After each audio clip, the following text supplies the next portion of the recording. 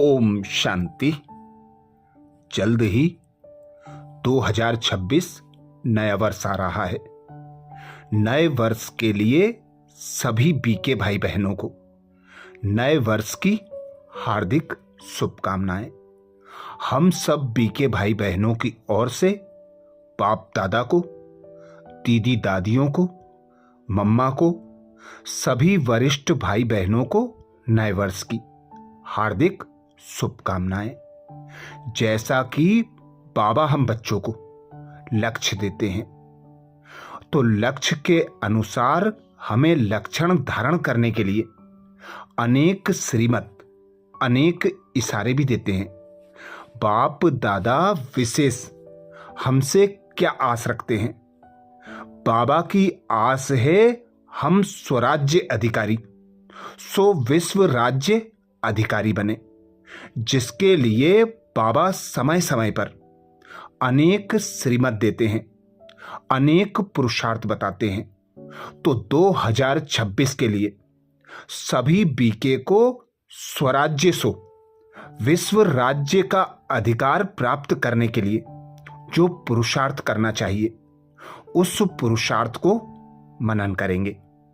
बाबा हमसे यही आस रखता है कि मेरा हर बच्चा राजा बच्चा बने।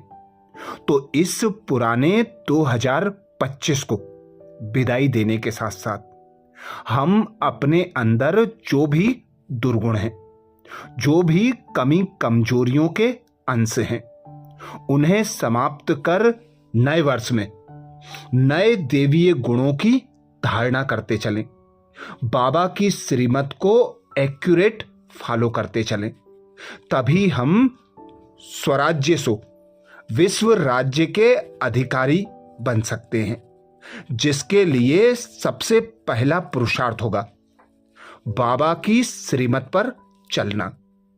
बाबा की श्रीमत क्या है? श्रीमत का अर्थ है श्रेष्ठ मत या ईश्वरीय निर्देश। यह परम पिता परमात्मा शिव बाबा द्वारा दिया गया सर्वोच्च मार्ग है, जो हमें इस पतित दुनिया में श्रेष्ठ आचरण सिखाता है। अब जो बाबा श्रीमत देते हैं, उस पर चलना क्यों जरूरी है? पहले हम सब मनमत, अपने मन की राय और परमत, दूसरों की राय पर चलते आए हैं, जिसके कारण हम पतित बने, नीचे गिरते ही गए, दुर्गुणों से भर गए। अब बाबा कहते हैं कि अब अगर श्रेष्ठ पूज्य बनना है, स्वराज्य और विश्व राज्य का अधिकार प्राप्त करना है, तो सिर्फ मेरी मत पर चलो। श्रीमत ही वह आधार है जिससे हम विकर्मों को जलाकर देवता बन सकते हैं। मुख्य श्रीमत यही है, याद। याद अर्थात मन मना भाव, पवित्रता और सेवा। दूसरी बात बाबा बताते हैं, देवीय गुणों को धारण करना है, दिव्य गुणों को अपनाते जाना है। देवीय गुण क्या हैं? देवीय गुण जैसे शांति, नम्रता, मधुरता, सहनशीलता, निर्मलता, संतुष्टता और प्रेम, यह सब हमारे आत्मा के मूल गुण हैं, जो विकार बस दब गए हैं। अब हमें स्वयं को आत्मा अनुभव करते हुए पिता परमात्मा को याद कर इन देवीय गुणों को पुनः जागृत करना है। धारण कैसे करें?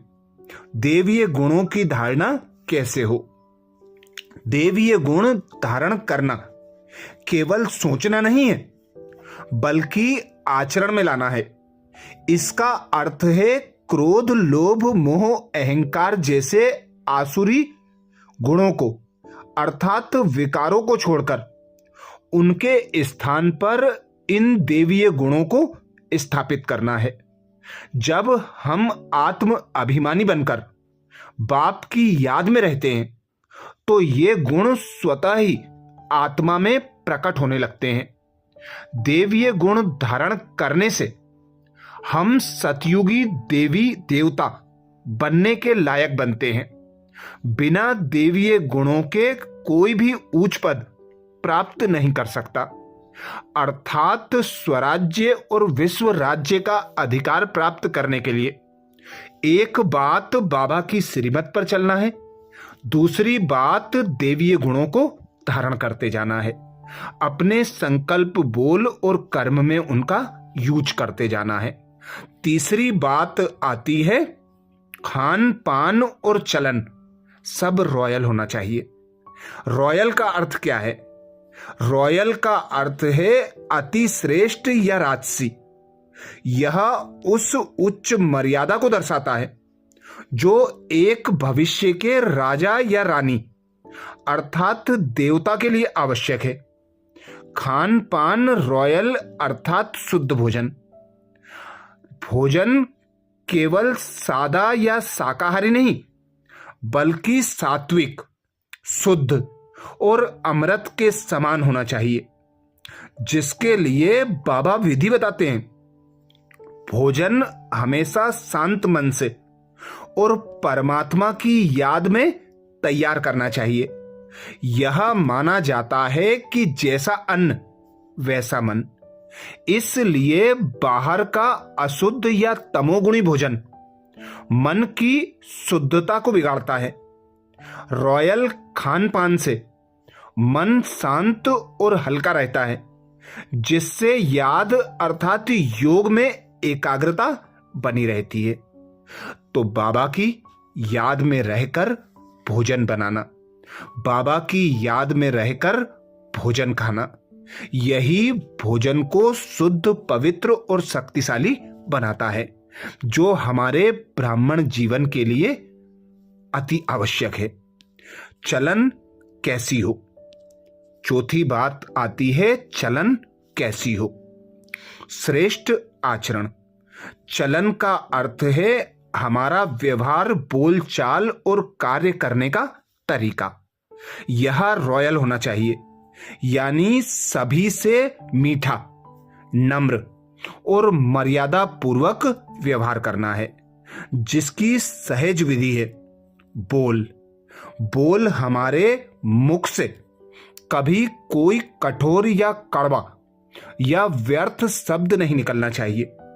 बोल हमेशा मीठा और कल्याणकारी होना चाहिए। दूसरी बात आई कार्य कोई भी कार्य विकारों के वश होकर नहीं करना है, बल्कि देवीय मर्यादा में रहकर करना है। किसी की निंदा करना, गुस्सा करना या किसी को दुख देना, यह सब रॉयल चलन नहीं है। लक्ष्य हमारी चलन ऐसी हो कि हर कोई देखकर कहे कि यह कोई साधारण इंसान नहीं है, बल्कि देवता बनने वाली महान आत्मा है। तो सबसे पहली बात आई बोल हमारे सुखदायी हो, मधुर हो। इसीलिए बाबा बार बार कहता है कम बोलो, मीठा बोलो, अच्छा बोलो, कल्याणकारी बोलो। और कार्य के लिए भी बाबा बार बार इशारे देता है कि आपके कार्य ऐसे हों जिनसे सभी को गुणों की प्रत्यक्षता हो, तुम्हारे कार्यों के द्वारा गुणों का दान हो। लक्ष्य सदा हमारा यही रहे कि हम कौन हैं, क्या बनने वाले हैं, उस अनुसार हमारे लक्षण भी हम में स्वतः प्रत्यक्ष होना चाहिए। यह मुख्य सार हमें यही सिखाता है कि आत्मा को श्रेष्ठ बनाने के लिए भीतर से गुणवान बनना और बाहर से रॉयल आचरण अर्थात श्रीमत के अनुसार अनिवार्य अपनाना, श्रेष्ठ आचरण को अपनाना, यही डबल सिरताज, पवित्रता का ताज और राज्य का ताज और स्वराज्य का ताज प्राप्त करा सकता है। तो 2026 नए वर्ष में हम इस पुरुषार्थ को मनन चिंतन कर, एक डायरी में नोट कर, प्रतिदिन इसका मनन करें।